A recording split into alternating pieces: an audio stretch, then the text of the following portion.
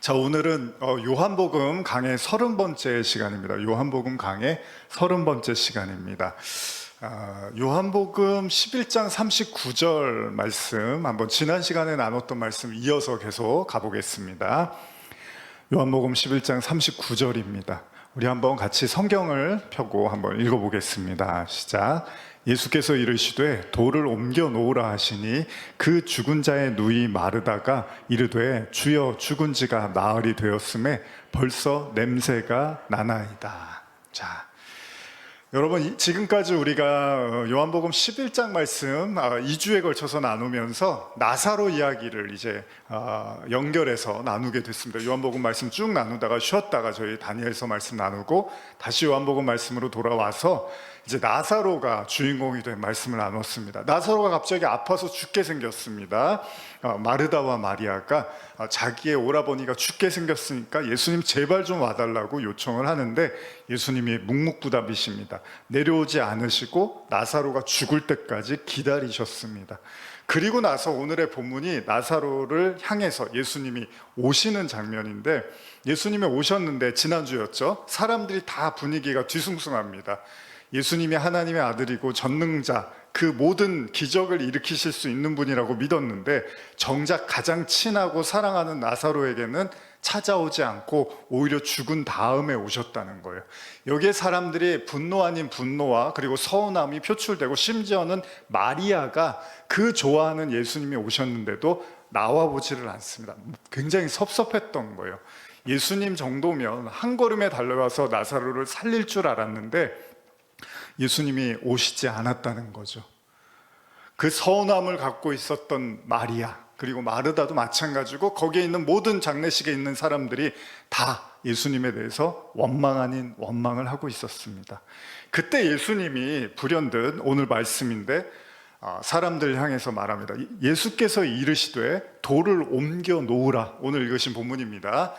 무덤을 막고 있던 돌이 있었습니다. 거대한 돌이 있었는데 그 돌을 옮겨서 그 무덤을 보시겠다는 거죠. 그러자 누이 마르다가 말합니다. 아니 주님, 죽은 지가 나흘이 됐고 벌써 냄새가 나나이다 라고 이야기를 합니다. 그러니까 우리 그 무덤하고는 좀 다른 거죠. 우리는 무덤을 이렇게 산소처럼 해서 땅에다가 이제 뭐 관이나 이런 걸 묻고 나서 이제 덮잖아요. 그런데 지금 이스라엘은 이제 굴 같은 걸로 이렇게 막아 놓은 거예요. 그래서 그 안에다가 이제 시신을 이제 두고 그 다음에 이제 돌로 막아 놓는 거죠. 그거를 치우라고 예수님이 말씀을 하십니다. 당연히 마르다 입장에서는 이미 나흘이나 됐고, 여러분 당시 이스라엘이 덥잖아요. 지금도 마찬가지지만. 그러니까 벌써 부패하고 썩었단 말이에요. 그러니까 냄새가 나는데 굳이 왜 그런 행동을 하시냐고 묻는 겁니다. 벌써 나흘이 됐습니다. 냄새가 납니다.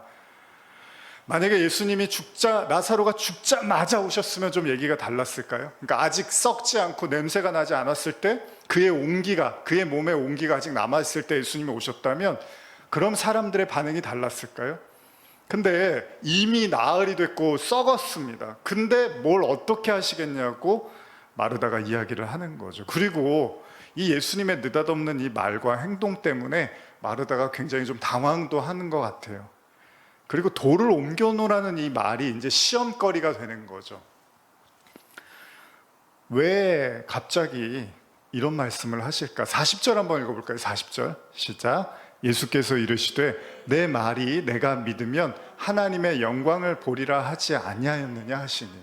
자, 예수님이 마르다에게 말씀하십니다. 야, 네가 믿으면 하나님의 영광이 나타날 거야 라고 말씀을 하시는 거예요. 사실 마르다는 예측이 불가능합니다. 예수님이 지금 무슨 일을 행하실지를 전혀 기대가 없습니다. 죽은 나사로를 살릴 거라는 생각은 아예 하고 있지 않습니다. 당연히 그녀의 믿음이 없습니다. 많은 의문을 품고 있습니다. 도대체 왜 돌을 옮겨 놓으라는 거야? 왜 지금 이런 상황에서 다 죽은 지 나흘이 됐고 썩은 내가 나고 사람들이 다 이미 죽은 사람으로 알고 있는데 그걸 옮겨서 도대체 뭘 어쩌겠다는 거야? 이런 생각만 계속 드는 거예요. 예수님 마르다를 비롯한 많은 사람들에게 이 돌을 옮겨 놓으라고 말씀을 하시는데, 그런데 그 의도를 알지 못하니까 사람들이 시험에 든다는 거예요. 의도를 모르면 그렇잖아요. 사실 무덤에 돌을 옮기는 게 그 자체가 어려운 건 아닙니다, 여러분. 사람 몇 명만 불러다가 좀 옮겨달라고 하면 되는 거잖아요. 근데 문제는 뭐냐면요, 그 목적도 의미도 없는 것 같고 뭐 이유도 잘 모르겠는 일을 시키면 사람들이 불평을 하기 시작하고 사람들이 굉장히 힘들어 한다는 겁니다. 그러니까 뭐냐 하면 예수님이 내가 나사로를 살릴 테니까 돌의 무덤을 옮겨놔, 무덤에 돌을 옮겨놔 이렇게 말을 하시면 그러면 정말요? 그러면서 한번 해볼 만할 텐데, 재밌는 사실은 예수님이 그런 얘기를 안 해주십니다. 안 해주시고 일단 돌을 옮기라는 거예요. 그러니까 사람들이 또 시험에 드는 게, 믿음이 없고 희망이 없고 가능성이 없어 보이는 일을 뭘 하라고 하니까 다 하기가 싫은 거예요. 무의미해지기 시작하고 번거롭고 귀찮고 왜 이걸 해야 되는지 이런 생각만 들더라는 겁니다. 여러분, 예수님이요 나사로를 지금 살리기 위해서 요구하신 건 다른 게 아니에요. 물론 나사로를 살리겠다는 말씀도 안 하셨기 때문에 사람들이 시험에 들지만, 예수님은 나사로를 살리기 위해서 지금 사실 예수님이 하시는 건 돌만 옮기면 돼요. 그 돌만 옮기면 돼요. 다른 거는 아니에요. 그냥 돌만 옮기라는 거, 그거 하나만 말씀하셨습니다. 예수님이 수많은 사람들을 우리 복음서에 보면 장정만 5천 명인가요? 광야에서 수많은 사람들이 있었을 때, 그때 그들이 배가 고파서 먹을 게 없을 때 예수님이 안타까워했죠. 그때 뭐라고 합니까? 제자들한테 이 사람들한테 어떻게 좀 먹을 거를 줄 수 있겠느냐, 양식이 있겠느냐 그랬어요. 그랬더니 제자 하나가 뭐라고 합니까? 200데나리온가요? 우리에게 많은 돈이 필요합니다. 그래서 뭐 오늘날로 아마 2천만 원 정도 되는 돈이었던 것 같아요. 그게 우리가 어디 있습니까 지금? 그러니까 그럼 너희가 가진 게 뭐냐 그랬더니 저희가 오병이어가 전부입니다. 2마리의 물고기와 떡 5개가 답니다. 이렇게 말했어요. 근데 예수님이 어떻게 합니까? 그러면 너희들이 어떻게든 2천만 원을 좀 걷어와, 사람들한테 가서 헌금이라도 받아서 같이 나눠 먹을 수 있는 돈을 한번 만들어 와봐. 그렇게 얘기를 하신 게 아니고요, 그럼 니들이 갖고 있는 걸 갖고 와, 이렇게 말씀을 하셨습니다. 우리 구약에서의 그 여리고성 함락 있잖아요. 가나안 정복하기 위해서. 그때 예수님이 하나님 뭐라고 하시냐면 그 철옹성 같은 여리고성을 무너뜨리는데 뭘 하냐면 하루에 한 바퀴씩 그냥 그 주변을 돌라는 거였어요. 대단한 걸 요구하지 않았다는 겁니다. 그 5천 명이란 장정을 만약에 예수님께서 먹이시기 위해서 필요한 산술적 수치가 있단 말이에요. 예를 들면 2천만 원이 든다고 하면, 그럼 2천만 원을 어떻게든 너희들이 벌어와, 구해와, 어떻게든 빌려와, 뭐 이런 거면 그게 사람하고 뭐가 다릅니까?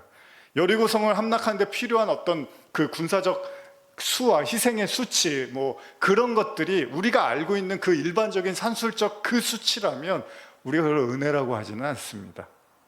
무슨 말이냐면 세상에서 여기는 똑같은 기준과 비용이 든다면 우리가 굳이 예수님을 뭐하러 의지를 하냐는 거예요. 예수님이 병을 고쳐주십니다. 그리고 나서 뭐라고 하시죠? 자, 이제 헌금을 갖고 와. 내가 고쳐줬잖아. 아니면 역으로, 자, 헌금을 나한테 하면 내가 고쳐줄게. 내가 귀신을 쫓아내줄게. 그 대신 조건이 있어. 차 좀 바꿔줘. 내가 귀신을 쫓아내줄 테니까 우리 교회 건물 좀 바꿔줘. 그럼 그걸 은혜라고 합니까? 은혜라고 말 안 하죠. 예수님이요 기적을 행하실 때 필요한 건 딱 하나, 뭐죠? 뭐죠? 네, 우리 전도사님. 네, 맞습니다. 믿음. 믿음만 있으면 된대요. 그러니까 사실 뭐 옛날에 제가 가끔 말씀드리면 뭐 기도원 같은 데 가면 막 헌금을 하시고 하나님께 다 바치십시오, 그러면 여러분 기적이 일어납니다 하는데, 물론 뭐 어떤 의미인지는 알겠어요. 전적으로 의지하라는 건 알겠는데, 그러나 예수님은 직접적으로 그런 얘기를 하신 적이 없습니다. 거의. 뭐를 네가 내면 내가 해줄게, 이런 게 없어요. 그냥 믿으라는 겁니다. 믿으라는 거. 근데 믿음이 문제죠. 그럼 믿는다는 게 뭘까? 예수님이 말씀하신 것 중에 그 믿음에 대해서 언급하신 것 중에 하나가 겨자씨 믿음이거든요. 근데 예수님이 뭐라고 하냐면 믿음을 얘기하실 때 이런 언급을 하시는데, 마태복음 17장 18절 한번 읽어볼까요? 마태복음 17장 18절 19절 20절까지 한번 PPT로 읽어보겠습니다. 시작. 이에 예수께서 꾸짖으시니 귀신이 나가고 아이가 그때부터 나으니라. 이때 제자들이 조용히 예수께 나와 이르되 우리는 어찌하여 쫓아내지 못하였나이까. 이르시되 너희 믿음이 작은 까닭이니라. 진실로 너희에게 이르노니 만일 너희에게 믿음이 겨자씨 한 알만큼만 있어도 이 산을 명하여 여기서 저기로 옮겨지라 하면 옮겨질 것이요 또 너희가 못할 것이 없으리라. 겨자씨만한 믿음만 있어도 산을 옮기는 믿음을 갖게 된다는 거예요. 산을 옮기는 기적이 일어날 거고 또 너희가 못할 것이 없다라고까지 말씀을 하십니다. 이게 믿음이라는 거예요. 그러니까 제자들한테 왜 우리는 귀신을 못 쫓았죠? 라고 했을 때 너희가 믿음이 너무 없구나라고 말씀을 하신 거예요. 겨자씨만한 믿음, 겨자씨에 대한 또 다른 말씀인데 계속 한번 PPT로 읽어보겠습니다. 마가복음 4장 30절에서 32절입니다. 시작. 또 이르시되 우리가 하나님의 나라를 어떻게 비교하며 또 무슨 비유로 나타낼까? 겨자씨 한 알과 같으니 땅에 심길 때에는 땅 위의 모든 씨보다 작은 것이로되 심긴 후에는 자라서 모든 풀보다 커지며 큰 가지를 내나니 공중의 새들이 그 그늘에 깃들일 만큼 되느니라. 여러분 한번 이런 질문 던져볼게요. 여러분들이 겨자씨만큼 믿는 사람이 있으십니까? 겨자씨만큼이라도 난 저 사람을 믿는다. 잘 생각해 보세요. 내가 저 사람을 믿는다, 안 믿는다. 그러면 이런 생각을 해보실 수 있어요. 겨자씨만큼의 믿음도 없으면 그 사람을 안 믿는 거잖아요. 쉽게 말하면. 근데 내가 그 사람을 믿는다는 건 겨자씨만큼의 이상의 믿음은 갖고 있다는 겁니다.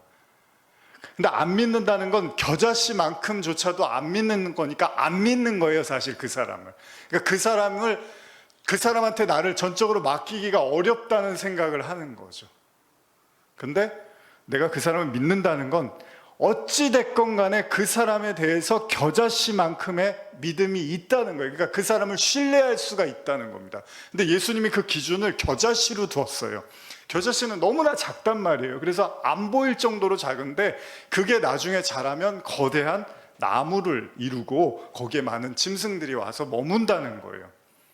그러면 생각해 보세요. 여러분들 믿는 사람과 믿지 않는 사람, 이게 구분이 쉬워질 수 있다는 거예요. 우리는 보통 많이 믿는 사람, 덜 믿는 사람 이렇게 생각을 할 수 있잖아요. 그런데 아마 이 기준으로 가보면 겨자씨만큼도 못 믿으면 안 믿는 거예요, 그 사람을. 근데 겨자씨만큼도 믿으면 믿는 거예요, 그게. 그렇죠. 예수님이 지금 그런 말씀을 하시는 거예요. 우리는 가끔 놀라운 이적이나 기적을 일으키는 사람 보면 믿음이 크다고 합니다. 대단하다는 말을 해요. 근데 여러분 산을 옮긴 사람 본 적 있습니까? 옛날에 데이비드 카퍼필드라는 마술사가 유명했는데 저 어렸을 때 비행기를 갑자기 없애고 건물을 없애고 이런 일을 해요. 다 조작이겠죠. 근데 어쨌든 사람들은 TV를 보면서 와 대단하다 하지만 그걸 진짜라고 믿는 사람은 없을 거 아니에요. 그러니까 그런 사람을 본 적이 없어요. 산을 옮길 만한 믿음? 여러분 산을 옮겨야지 그 믿음이 있는 거지. 나는 산을 옮길 만한 믿음이 있어요 라고 해서 그게 믿음이 있는 게 아니란 말이에요. 산을 옮겨놓고 말을 해야지. 산도 안 옮기고 산을 옮길 믿음이 있습니다라고 말하면 의미가 없잖아요. 제가 옛날에도 이 말씀 한번 드렸는데 이제 제 아이가 지금은 이제 성인이 됐지만은 어렸을 때 그 아이에 대해서 되게 이렇게 좋은 추억과 선물이 있다면 아이가 이렇게 예쁘게 이렇게 색종이 같은 데다가 엄마 아빠 감사합니다 이래서 막 그림 그려놓고 뭐 이런 거 있잖아요. 그런 거 보면서 굉장히 이제 행복해하고 뿌듯해했는데 무슨 얘기냐면요. 아이가 만약에 뭐 초등학교 1학년이라든지 뭐 7살, 뭐 8, 9살 요때 아이가 아 그래 내가 엄마랑 아빠를 이번 어버이날에 굉장히 내가 감사와 행복의 마음을 전달해야겠다라고 하면 아이가 어떻게 해야 되죠? 그럼 지하철에 가갖고 뭐 물건 같은 거 이렇게 어디다 싸게 팔아갖고 뭐 그거를 지하철에서 팔거나 아니면 뭐 길거리에서 팔거나 아니면 뭐 아르바이트도 할 수도 없지만 뭐 그런 식으로 해서 돈을 막 차곡차곡 어디다가 항아리에다가 묻어뒀다가 그걸로 뭘 사갖고 뭐 예를 들면은 뭐 안마 의자를 갑자기 이렇게 배달이 와서 보니까 이게 어디서 따님이 보내셨습니다. 아니 7살 8살 차이야. 이러면 너무 고맙다. 내가 진짜 너 이럴 줄 몰라서 이러진 않을 거 아니에요. 부모가 너 이리 와봐. 너 돈 어디서 났어? 이러면서 추궁할 거 아니에요. 아이한테 원하는 건 부모가 그 나이에 원하는 건 그렇게 색종이로 만든 꽃이라든지 아니면 정말 뭐 과자 한 봉지나 초콜릿 하나면 충분히 행복해합니다. 오히려 너무 큰 걸 갖다 주면 얘가 이리 와봐, 너 지금 너랑 뭐 연결된 사람이 있니? 뭐 이런 이제 의심을 할 거 아니에요. 여러분, 믿음에 대해서 한번 생각해 볼 필요가 있다는 거죠. 저도 물론 설교하다 보면 여러분들한테 막 뭔가 과한 걸 믿음이나 어떤 신앙을 요구하는 것처럼 들리실 수 있겠지만, 실제로 성경은요, 믿음의 조상인 아브라함도 사실 믿음이 없었잖아요. 지난주에도 제가 수요일 날 말씀을 나눴지만 실제로 아브라함이 하나님에 대한 믿음이 없었습니다. 75세에 본토 친척 아비집을 떠나고 하나님께서 이삭을 주시겠다고 했지만 99세가 되는 시점에도 이삭이 나오지 않아서 아브라함은 이스마엘이 자신의 유일한 혈육이라고 생각을 했고, 그때 하나님이 찾아가셔서 뭐라고 하냐면 내가 명년 이맘때쯤에 아들을 줄 거야 라고 말씀을 하셔요. 그런데 어떻죠? 아브라함도 비웃고 사라도 비웃습니다. 두 사람 다 믿음이 없습니다. 창세기 15장 같은 경우는 이제 그 전 이야기지만 아브라함이 하늘로는 너무 마음이 심란했어요. 하나님이 주시겠다는 아들을 주지 않으니까, 그때는 이스마엘도 낳지 않을 때거든요. 그러니까 뭐라고 하냐면 제 상속자는 내 종입니다, 이 다메섹 사람 엘리에셀입니다 라고 하나님께 고백을 해요. 그때 아브라함에게 하나님 뭐라고 하시냐면 아니야, 네 종이 아니라 사라를 통해서 내가 아이를 줄 거야. 그러면서 밖에 있는 무뼈를 보여주십니다, 저녁 때. 그러면서 네 자손들이 이렇게 많아질 거야, 이렇게 크게 될 거야 라고 말씀을 하시죠. 창세기 15장 6절에 뭐라고 써있냐면 아브라함이 여호와를 믿으니 여호와께서 이를 그의 의로 여기셨다고 하는데, 믿었대요. 근데 이르고 나서 뭘 하냐면 이스마엘을 낳아요, 하갈과 동침해서. 그리고 이스마엘 낳고도 하나님께서 99세에 다시 나타나서 이삭을 주시겠다고 할 때도 못 믿어서 비웃습니다. 아유, 그런 일은 안 일어납니다, 하나님 농담 좀 그만하세요 라고 했던 게 99세의 아브라함이었고 100세의 아브라함이 이삭을 낳아요. 그러니까 이삭을 낳기 직전까지도 아브라함은 하나님을 못 믿었어요. 근데 성경은 떡하니 아브라함이 믿어서 하나님이 의로 여겼다고 한단 말이죠. 그 얘기는 뭐냐면 우리가 생각하는 것처럼 아브라함이 막 99% 대단한 충만한 믿음을 가진 상태에서 하나님이 칭찬을 해준 게 아니라, 사실은 믿음이 있는지 없는지도 잘 모르겠는, 우리가 성경을 읽었을 때는 믿음이 없다고 판명되어질 그런 아브라함에게 하나님은 믿음이 있다고 하시더라는 거예요. 다시 말하면요, 아브라함도 그렇게 생각했을 거예요. 내가 믿음이 있나? 99세가 됐을 때 사라하고 비웃는단 말이죠, 하나님을. 그러면서 비웃으면서 무슨 이 나이에 내가 뭘 즐거움을 보겠습니까? 라고 말을 하는데, 그때 아마 아브라함도 나는 하나님을 안 믿지, 안 믿어. 지금까지도 하나님 보여주신 게 없는데. 근데 뭐 명년 이맘때 나는 무슨 말씀을 하시는지 도무지 모르겠어. 아브라함이 그런 생각을 했을 거예요. 그러니까 사라도 아브라함이 믿음이 없는 것 같으니까 어떻게 하죠? 하갈과 동침해서 아들 낳으라고 한 게 사라였단 말이에요. 믿음이 없는 거죠. 남편이 믿음이 없어 보이니까 아내도 사라도 그러면 우리 그냥 이렇게 합시다, 이렇게 해서 아이 낳고 그렇게 하면 되죠. 인간적인 방법을 하는 거지 뭘 언제까지 기다릴 겁니까? 하나님이 주시겠다고 한 지가 언젠지 아무것도 안 달라졌는데. 이게 사라의 믿음이었어요. 아브라함도 믿음, 그러니까 믿음의 어미고 믿음의 조상이고 아니에요, 여러분. 창세기 99세까지의 아브라함은 아무것도 아니에요, 그냥. 근데 하나님은 믿음을 의로 여기셨다고 2번이나 표현을 합니다. 2번이나. 그것도 초창기.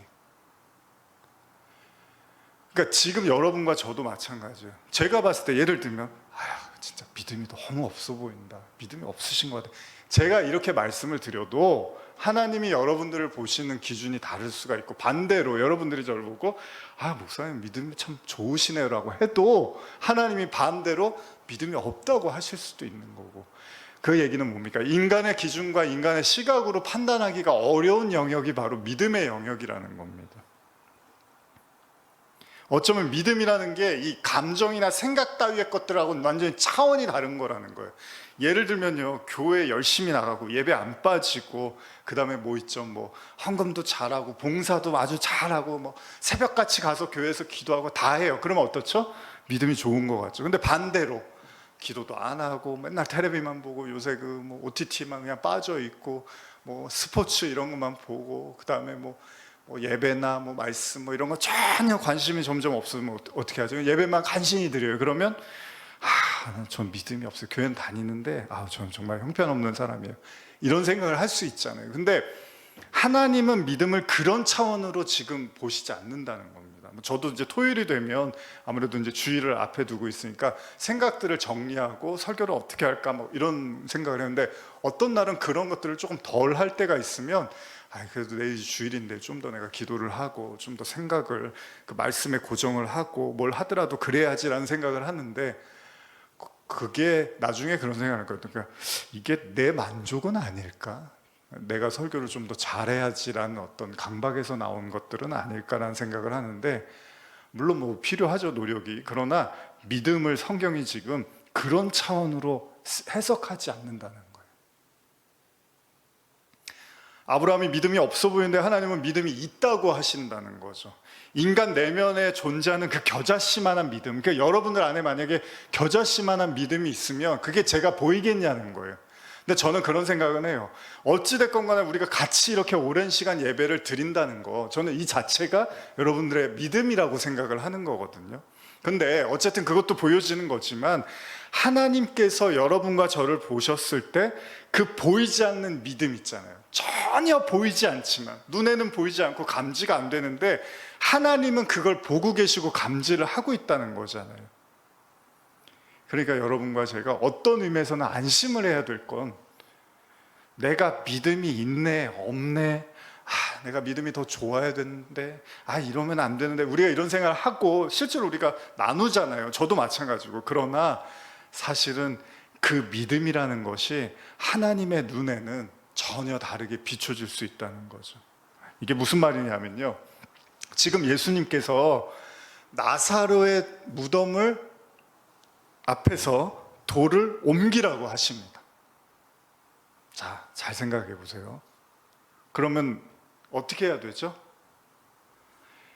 그 무덤에 돌을 옮기면 됩니다. 자, 마르다든 마리아든 주변 사람들이든 간에 예수님이 돌무덤을 돌을 옮겨봐. 그러면 예? 어떻게 하시려고요? 왜요? 뭐 여러 가지 생각이 드는데 그냥 가서 옮기면 돼요. 근데 그걸 못해요, 지금 사람들이. 왜 못하죠? 돌을 옮기는 게 힘들어서가 아니라요, 그 돌을 옮겨놓기 위해서 너무나 많은 생각을 하고 있다는 거예요. 오만 가지 생각을 하는 거예요. 왜 저걸 하라고 하시는 거예요? 왜 죽은 지 나흘이나 되고 썩은 내가 나는데 도대체 왜 이제 와서 늦게 와갖고 도대체 왜 저러시는 거야? 왜? 이런 생각들이 그 돌을 옮겨놓는 데 있어서 너무나 많은 생각들을 하게 하는 거예요. 근데 힘센 사람들이 알겠습니다, 그리고 그냥 싹 옮겨버리면 끝나는 건데 왜 그걸 막 하면서 막 지옥이 되는 거예요, 돌을 옮기라는 말 한마디에. 요한복음 2장에 예수님이 물 포도주로 만드는 그 가나의 혼인잔치가 있잖아요. 예수님이 그 돌 항아리에다가 물을 담으라고 하십니다. 그리고 아구까지 채우라 그래요. 그래서 일하는 사람들이 그렇게 합니다. 예, 알겠습니다. 근데 문제가 생겼어요. 돌 항아리에다가 물을 뜨라고 하고서 그 다음에는 그걸 갖다 주라는 거예요. 물인데. 그랬더니 성경에 뭐라고 써 있냐면요, 요한복음 2장 8절 9절 제가 읽어드릴게요. 이제는 떠서 연회장에게 갖다 주라 하심에 갖다 주었더니 연회장은 물로 된 포도주를 맛보고 어디서 났는지 알지 못하되 물떠온 하인들은 알더라. 이렇게 기록되어 있거든요. 이거 갖다가 줘, 사람들한테. 그럼 그 얘기는 뭐예요? 이게 포도주로 바뀌어 있을 거야, 이 얘기를 하신 거예요. 근데 여기에 대해서 이제 사람들이 왜요? 이거 물이잖아요. 이걸 왜 갖다 줘? 이거 먹을 수 있는 물이 아니에요. 이거 왜 이렇게 하시는 거예요? 이거 손 씻고 발 씻는 거 아니에요? 이거 왜 갖다 주라는 거예요? 이러면 이제 이 항아리가 천근만근이 되는 거예요. 이게 그냥 들고 가서 그냥 들고 딱 가서 떠주면 되는데 오만 가지 생각을 거기다 하기 시작하면 생각하다가 기절해요. 이거를 왜 하라고 하셨지? 우리의 근심과 걱정이 뭐냐면 오늘날 많은 현대인들이 갖고 있는 정신적 스트레스도 다 여기서 오는 건데, 10대 젊은이들, 20대 젊은이들 막 노후를 걱정하잖아요. 그 집이 있어야 되고, 이제 막 10대, 20대, 저는 별로 노후를 걱정 안 했던 것 같은데 지금 10대, 20대도 노후까지 생각을 하는 거예요. 그래서 벌써 세상을 다 살아서 이번 생은 틀렸다. 지금 내가 환경을 보니까 아무래도 좋아질 것 같지가 않고, 우리 부모님도 그렇게 재산이 많지 않은 거, 이번 생은 끝났어. 이제 10대 후반인데, 20대 초반인데 그냥 인생 7, 80을 그냥 다 살아버렸어. 그래서 마음은 노인이 돼 있어. 몸은 젊은데. 근데 실제로 몸도 이제 늙어지고 있어. 빨리 그 중병들이 빨리 오고 있어. 성인병이나 이런 게 젊은이들한테 스트레스죠. 예수님이 지금 나사로를 살리라고 한 게 아니에요. 그냥 돌만 옮겨 놓으라고 했어요. 근데 그 돌만 옮기라는 말 한마디에 저거 썩어갖고 나오면 냄새나고 살릴 것도 아닌데 왜 예수님이죠? 막 오만만 생각하니까 힘이 다 빠져버렸어. 생각하다가 힘이 다 빠져버렸어.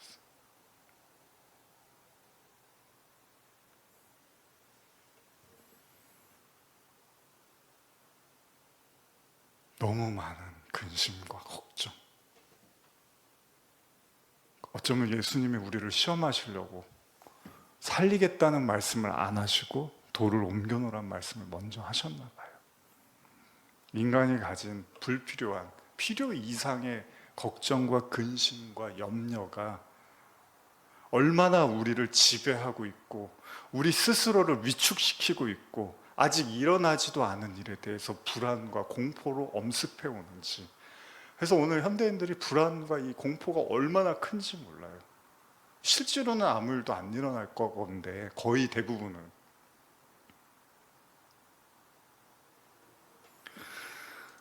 하나님의 우리 믿음을 더 잘 아십니다. 여러분과 저 믿음 없는 걸 더 잘 아세요. 우리에게 무리한 걸 요구하지 않으시는 분이라는 겁니다. 여러분, 아브라함이 이삭을 바쳤잖아요. 그건 그가 바칠만 할 때 바친 거지 아브라함한테 뭐 억지로 그거를 끌어내서 바치라고 한 게 아니라 이미 이삭을 낳는 기적을 봤기 때문에 아브라함은 그런 하나님이면 이삭을 바쳐도 되겠구나라는 믿음이 이미 자랐던 거죠. 하나님은요, 한 걸음 한 걸음 우리를 인도하십니다. 우리에게 한 번에 거대한 걸 요구하지 않습니다. 하나님은 인내하고 기다리시는 분이죠. 지금 마르다에게 요구하는 건 그냥 돌문만 옮겨놓으라는 거예요. 오병이어 사건에서 예수님이 원하시는 건 그냥 너희들 갖고 있는 거 내놔봐 한번. 그거 가지고 내가 기적을 일으킬게.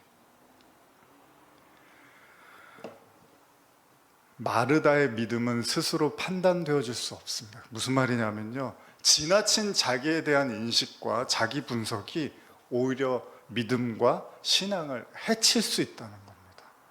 내가 그게 할 수 있는 사람이야. 내가 그런 게 내가 역량이 되는 사람이야. 내가 그런 거 하다가 괜히 사람들한테 해를 끼치면 어떡고, 막 이런 생각들이 그냥 예수님은 그냥 돌문만 옮겨놔. 그런데 가서 그냥 옮겨놓으면 되는데 이거 괜히 내가 옮겨놨다가 이거 안에 막 지저분하고 막 냄새나고 이러면 나 욕하는 거 아니야? 이러면서 막 그런 생각들이 너무나 많다는 거예요.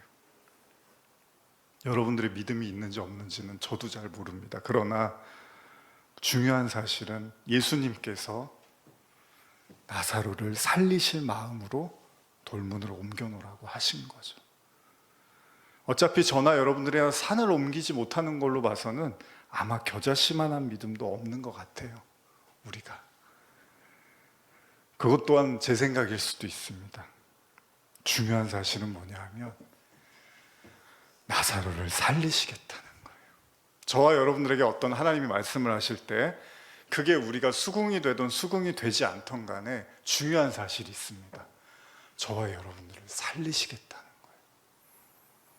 저와 여러분들을 구원하시겠다는 거예요. 저와 여러분들에게 기적을 베푸시겠다는 거예요. 자, 이 겨자씨만한 믿음이면 돌을 옮겨 놓는 건 어려운 일이 아닙니다. 그냥 옮겨 놓으라 그러면 허리가 좀 아프긴 한데 한번 해볼게요. 그냥 옮기면 되는 거예요. 근데 이 믿음이 없으면 예수님이 하는 모든 말이 다 우리에게는 부담이 될 수밖에 없는 거죠. 여러분, 만약에 저를 믿으시면, 예를 들면 저를 믿으시면 제가 뭐 하자 그러면 막 불안하시진 않을 거예요. 제가 저기 다음 주에 저를 좀 만나실래요? 화요일 날 점심 때 저도 좀 보시려고. 왜 그러는 건데 막 이러진 않으실 거예요. 아, 뭐 점심 사주려고 그러나? 내가 좀 힘들어 보였나? 이러실 거 아니에요. 근데 저를 못 믿으시면 참 따로 좀 저를 만나실까요? 이러면 긴장하실 거 아니에요. 근데 제가 그런 사람은 아니죠. 여러분들한테 막 긴장을 시켜드리고 막 격동하게 하는 사람은 아니죠. 예수님도 마찬가지입니다. 저는 가끔 하나님의 음성하면 사람들이 두려워하는데 저는 그렇게 듣지 않으셨으면 좋겠어요. 저나 여러분들이나 이 프로포즈처럼 들으셨으면 좋겠어요. 돌문을 옮겨놔봐. 그러면 아, 왜요? 아, 그냥 해봐. 알겠어요? 이렇게 하면 되는데 이러면은 1분도 안 걸려요, 대화가. 왜요? 이제 이렇게. 아니, 그냥 좀 옮기면 안 되겠지. 그러니까 왜요? 그러니까 아니, 그냥 내가 너한테 뭐 나쁜 일 시키겠니? 그럼 뭐 왜 그런지 먼저 얘기를 하세요. 그럼 내가 옮길게. 이러면 이제 대화가 길어지는 거예요. 그게 믿음의 문제입니다. 그리고 그 믿음은 아주 작은 그냥 돌을 옮길 만큼의 믿음만 있으면 됩니다. 나사로를 살릴 믿음은 바라지도 않습니다. 돌만 옮기세요, 여러분들. 그러면 돼요. 그럼 여러분들 할 일은 다 하신 거예요. 여러분들에게 그 믿음이라는 잘못된 중압감이 여러분들의 어깨에서 좀 벗어나서 딱 필요한 만큼의, 오늘 제목이었는데 필요한 만큼의 믿음만 여러분들에게 있으면 됩니다. 그 믿음으로 우리가 가뿐하게 걸어가는 겁니다. 기도하시겠습니다.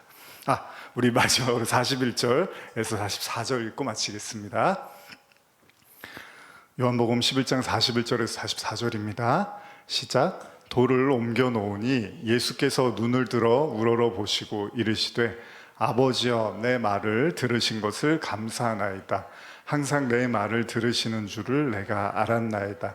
그러나 이 말씀을 하옵는 것은 둘러선 무리를 위함이니 곧 아버지께서 나를 보내신 것을 그들로 믿게 하려 함이니이다.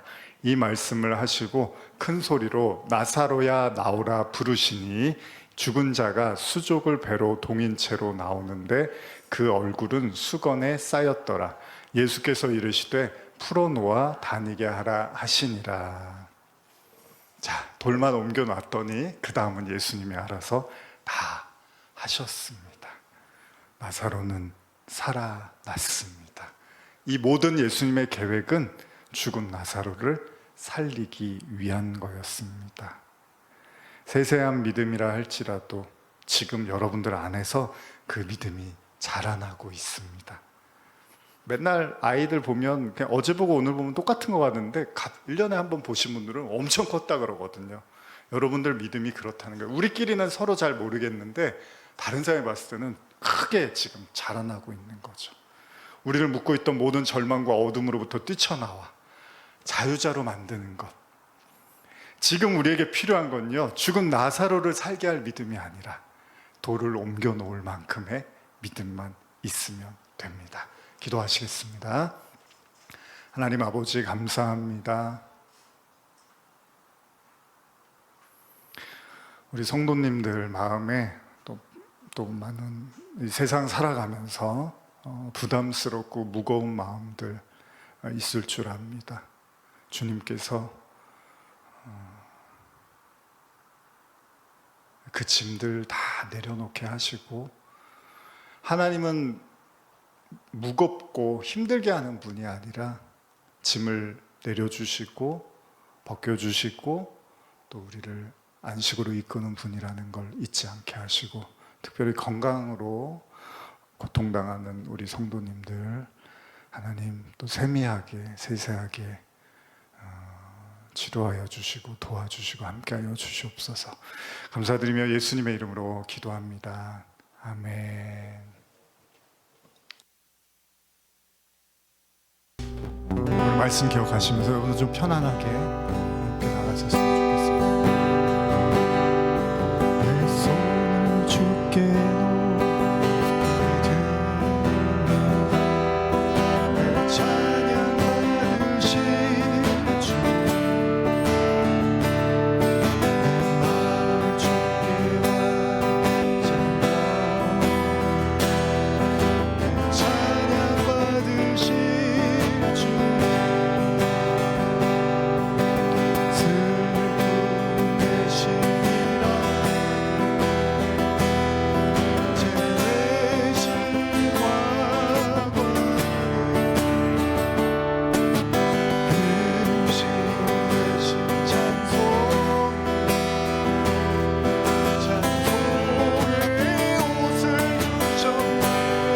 다시 한번 내 손을 주께로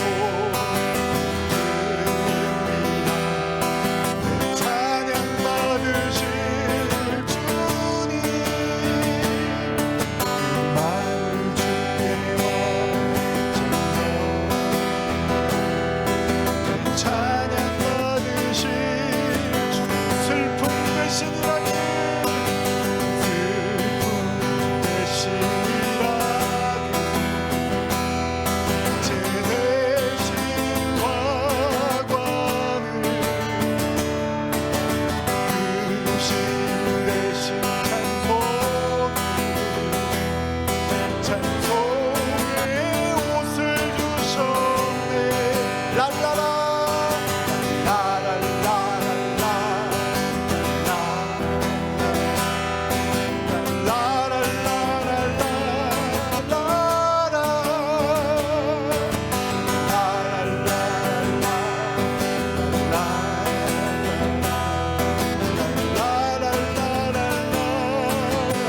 이 시간 함께 기도합니다. 하나님 슬픔 대신 희락을 주시고 죄 대신 화관을 근심 대신 찬송을 찬송의 옷을 주시옵소서. 우리 함께 기도하며 나가겠습니다.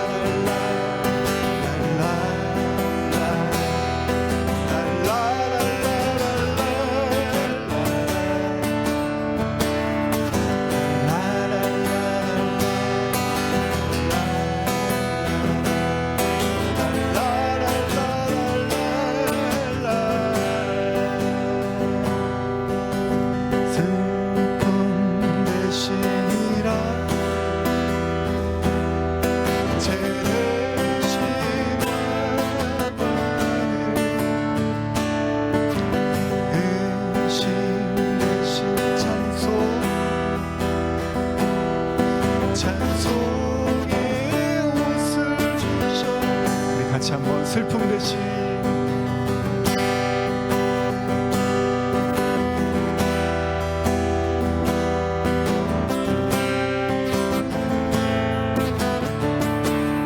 근심 대신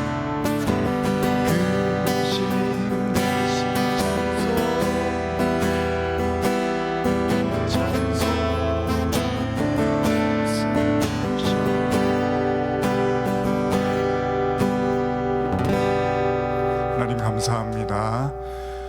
오늘 말씀이 위로가 됩니다. 너무 많은 생각들이, 너무 많은 마음의 짐들이, 믿음에 대한 강박이 오히려 우리의 발걸음을 주저하게 하고 주님의 말씀 앞에 뒷걸음질 치게 했습니다. 그러나 주님은 우리에게 많은 걸 요구하신 게 아니었습니다. 돌을 옮겨놔라. 내가 나사로를 살리겠다. 그 돌을 옮겨놓으라는 말씀의 뒤에는 엄청난 비밀과 기적이 숨겨 있었습니다. 오늘 행여나 우리가 주님의 말씀 앞에 그 감춰진 축복을 보지 못하고 그 말에 시험에 들고 그 말에 주눅이 들어 우리의 믿음이 멈춰 있다면 주님 오늘 우리의 믿음을 가로막고 있는 돌을 치워주시고 그 돌무덤을 나와 나사로가 붕대를 풀고 이제 자유인이 됐던 것처럼 우리 성도들 한 단계 더 이제 깊은 그 자유의 은혜의 강가로 나올 수 있는 그 은혜를 허락하여 주시옵소서. 지금 우리 주 예수 그리스도의 은혜와 하나님 아버지의 사랑과 성령의 교통하심이 주님의 말씀만큼만 믿고 주저하지 않고 가뿐하게 가벼운 발걸음으로 주님과 동행하기를 원하는 눌렸던 믿음의 중압감을 벗어나 이제 가벼운 마음으로 주님과 동행하기를 원하며 고개 숙인 모든 성도들 머리 위에, 또 이 자리에 함께하지 못하지만 동일한 마음으로 병중에서 하나님을 바라보며 믿음의 겨자씨만한 믿음을 주님께 구하며 나아가는 모든 성도들 머리 위에 지금부터 영원히 함께 있을지어다. 아멘. 슬픔 대신